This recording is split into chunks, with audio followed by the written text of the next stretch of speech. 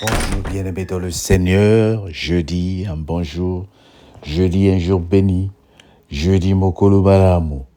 Isaïe 34, verset 11 jusqu'au verset 17. Le pélican et le hérisson la posséderont, la choutre et le corbeau l'habiteront. On y étendra le cordeau de la désolation et le niveau de la destruction. Il n'y a plus de grand pour proclamer un roi. Tous ses princes sont anéantis. Les épines croîtront dans les palais, les ronces et les chardons dans ses forteresses. Ce sera là la demeure des chacals, le repère des autruches. Les animaux du désert y rencontreront les chiens sauvages, et les boucs s'y s'appelleront les uns les autres. Là, le spectre de la nuit aura sa demeure et trouvera son lieu de repos. Le serpent fera son nid, déposera ses œufs, les couvrira et recueillera ses petits à son ombre. Là se rassembleront tous les vautours. Consultez le livre de l'Éternel et lisez. Aucun d'eux ne fera défaut, ni l'un ni l'autre ne manquera, car sa bouche l'a ordonné, c'est son esprit qui la rassemblera. Il a jeté sur eux le sort, et sa main leur a partagé cette terre aux corbeaux. Ils la posséderont toujours, ils habiteront d'âge en âge. Amen. Ce sont des choses encore spirituelles que le Seigneur est en train de révéler ici lorsque la désolation, lorsque le feu dévorant attaqueront les palais, lorsque les feux dévorants détruiront les palais. Même les grands ne seront plus choisis pour déclarer les nouveaux rois. Parce que quand le roi est mort, il faut qu'il y ait une succession pour continuer le royaume. Il faut que le prince soit nommé ou élu ou élevé au niveau du roi. Mais s'il n'y a pas toutes ces choses-là, c'est la désolation.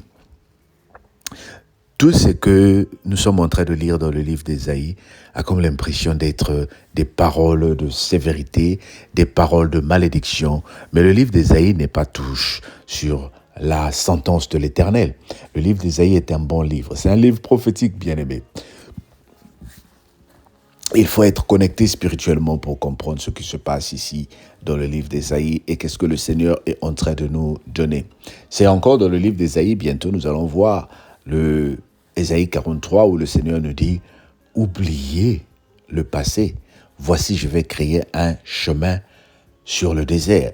Donc tu as comme l'impression que c'est un livre qui proclame la malédiction. Non, ce n'est pas la malédiction. La parole de l'Éternel, pour ceux qui ne la comprennent pas, elle te donne l'impression que c'est une parole sévère. Aujourd'hui, beaucoup de gens n'aiment pas écouter la parole de Dieu parce qu'elle est pleine des interdits. Et à nos oreilles, par exemple. Et l'homme n'aime pas qu'on lui dise qu'est-ce qu'il faut faire. Pourquoi nous n'aimons pas l'Église? Parce qu'il y a trop de tu ne tueras pas, tu ne voleras pas, tu ne feras pas. Mais lorsque nous allons dans le pub, lorsque nous allons dans les fêtes, lorsque nous allons nous amuser, là-bas c'est bien, tu fais ce que tu veux pourvu que tu respectes certaines lois et tu es bien.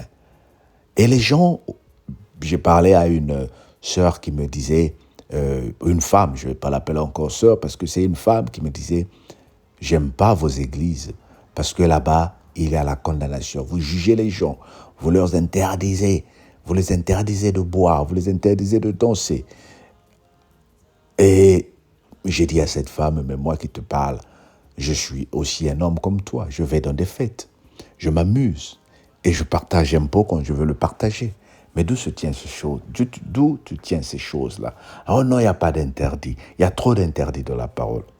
Évidemment, nous trouvons les interdits parce que le péché qui habite en nous nous domine. Au fait, il n'y a pas les interdits dans Dieu, mais il n'y a que des encouragements. Le Seigneur te dit, ne tue pas. Il t'encourage de ne pas tuer. Est-ce que c'est mauvais? Le Seigneur te dit, ne vole pas. Il t'encourage de ne pas voler. Est-ce que c'est mauvais? Si tu voles, par exemple, quand t'attrape, n'est-ce pas, tu iras en prison. Le Seigneur t'encourage juste à te dire, aime ton prochain. Est-ce que c'est mauvais? Est-ce que c'est mauvais d'aimer? Est-ce que c'est mauvais d'aimer? Est-ce que c'est mauvais d'avoir de l'amour? Non. Nous voyons que ce sont des raisons échappatoires que souvent nous cherchons pour confondre ce que le Seigneur est en train de nous dire. Donc la parole de Dieu n'est pas pour te condamner, bien-aimé.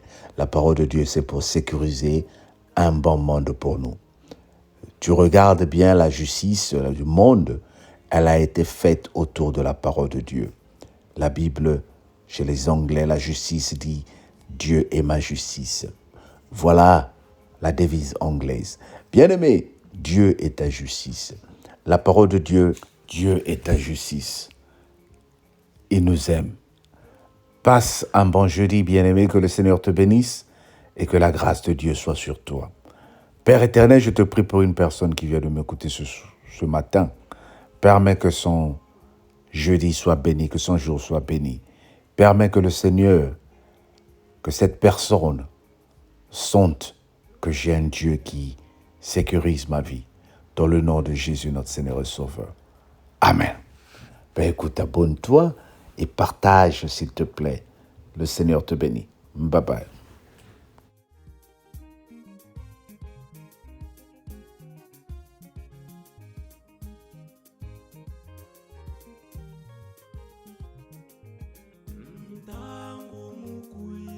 Kwa mvuluzi yandintana ni ababo menga katengula vananzi luiza vuluzwa otonda tonda mvuluzi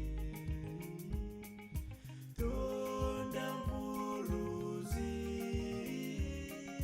nze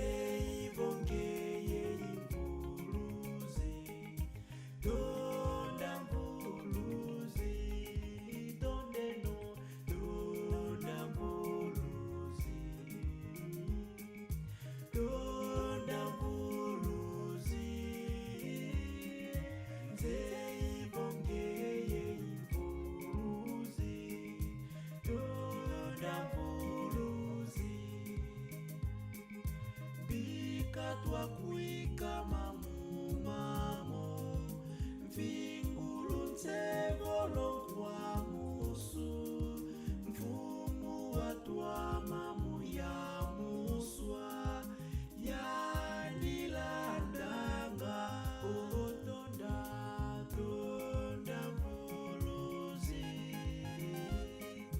tonda mvuluzi